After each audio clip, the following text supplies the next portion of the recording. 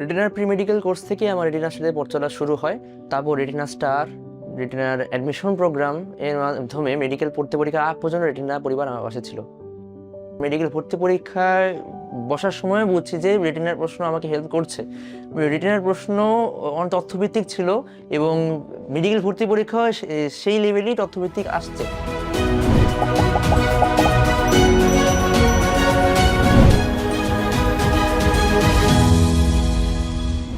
আসসালামু আলাইকুম, আমি সৈয়দ মাজিদুল ইসলাম। এই বছর মেডিকেল ভর্তি পরীক্ষায় জাতীয় মেধায় 7ম স্থান অর্জন করে ঢাকা মেডিকেলে পড়ার সুযোগ পেয়েছি। আমার এই জার্নিতে রেটিনা পরিবার আমার পাশে ছিল, এই জন্য রেটিনা পরিবারের সকল সদস্যকে জানাই আন্তরিকভাবে ধন্যবাদ। প্রাথমিক পড়াশোনা শুরু হয় মণিপুর স্কুল থেকে। পরবর্তীতে আমার নর্ডেম কলেজে অধ্যয়নের সুযোগ হয় এবং সেখান থেকেই আমি উচ্চ মাধ্যমিক পড়াশোনা শেষ করি। ইন্টার ফার্স্ট ইয়ার থেকেই আমার অ্যাডমিশন প্রস্তুতি শুরু হয়। আমি প্রথমে সবগুলো শর্ট সিলেবাস শেষ করার চেষ্টা করি। দেন আমি ইন্টার সেকেন্ড ইয়ারে আমি প্রি মেডিকেল কোর্সে ভর্তি হই। এখন অনেকের কাছে মনে হতে পারে একাডেমিকও সামলাবো, প্রি মেডিকেল কোর্সও সামলাবো, এটা কি কঠিন নাকি, এটা কি কোনো চ্যালেঞ্জ হয়ে দাঁড়িয়েছে নাকি? চ্যালেঞ্জ হয় নাই, কারণ অ্যাডমিশনে 80% পড়াই আমার একাডেমিক ফিল করছে। এই একাডেমিকে দেন আমার বোর্ডের এমসিকিউ, বায়োলজি, কেমিস্ট্রি, ফিজিক্স এগুলো আমার খুব আরও সহজ লেগেছে, আমার অ্যাকুরেসি আরও বেড়েছে, বরং এটা আমার কাছে উপকৃত করেছে। একটু সময় হয়তো বেশি দেওয়া হয়েছে, কিন্তু আমার অ্যাডমিশন জার্নিতেও এটা আমার জন্য অনেক হেল্পফুল ছিল। আমার একটা বিশেষ ঘটনা ছিল, আমার মেডিকেল ভর্তি পরীক্ষার 1 মাস আগে আমি অনেক অসুস্থ হয়ে যাই। লাস্ট উইকলির দিকে আমি জ্বর ছিল, কিন্তু তেমনভাবে ওই পড়াশোনার বেশি চাপ দিতে যেতে এমন একটা দিন আসছে যে আমি বিছানা থেকে উঠতেও পারি না, এমন একটা অবস্থা। যে তখন আমি খুব ভয় পেয়ে যাই যে আল্লাহ মাফ করুক, একদম শেষ মোমেন্টে এসে যদি এরকম একটা জিনিস আমি একটা বাধা পাই, তাহলে আমার সামনে হয়তো কিছু নাও হতে পারে। সে সময় আমাকে আমার বাবা মা অনেক আশ্বাস দিয়েছে। তারা সেবা করে আমি একদিনের মাথায় আমাকে সেই খুবই খারাপ অবস্থা থেকে আমি যে উঠতে পেরেছি, তার জন্য বাবা আর মায়ের অবদান অনস্বীকার্য।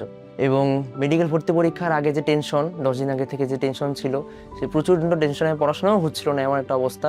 সেই সময় আমার বাবা মা আমাকে হেল্প করেছিল, মোটিভেটেড করেছিল, বলেছিল যে এখন টেনশন করো না, তুমি তোমার যা দেওয়ার দিয়েছো, এখন বাকিটা আল্লাহর হাতে। এখন পরীক্ষার হলে যেন তুমি সুস্থ মাথায় বসতে পারো, এটাই তোমার জন্য দোয়া রইল।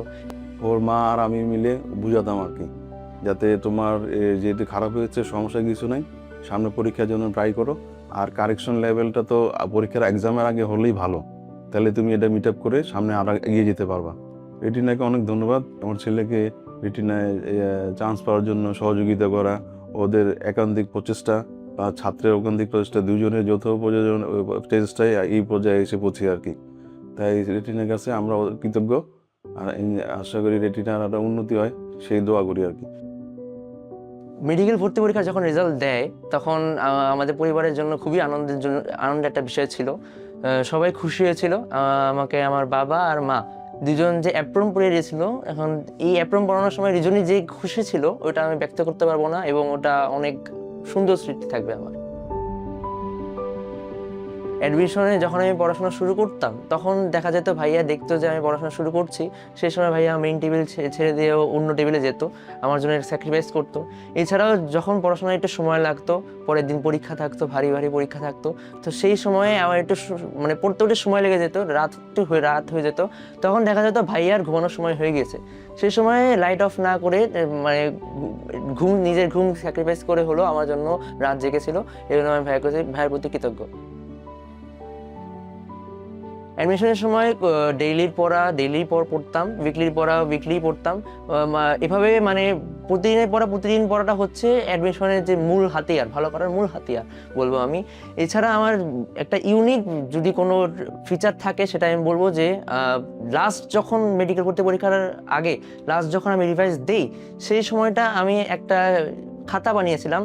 কোনো অধ্যায় পড়লে ওই খাতায় লিখে রাখতাম ওই অধ্যায়ে কি কি প্রশ্নে আমি এ যাবৎকালে ভুল করেছি, কি কি টপিকে, কি কি এরিয়ায় আমার এখন একটু উইকনেস আছে, কি কি জিনিস শেষ একবার দেখা হলে ভালো হয়, ওগুলো আমি খাতায় লিখে রাখতাম।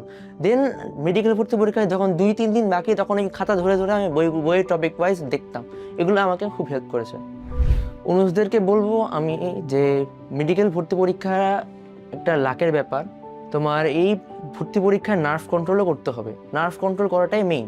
তুমি 2 বছর ধরে পড়েছো, কিন্তু দিন শেষে ওই ভর্তি পরীক্ষায় ঘাবড়ে গেলা, এটা হবে না। এই জন্য তোমার এই 2 বছরের মধ্যে যতটুকু সম্ভব পরীক্ষা দিতে হবে, যত বেশি সম্ভব পরীক্ষা দিতে হবে।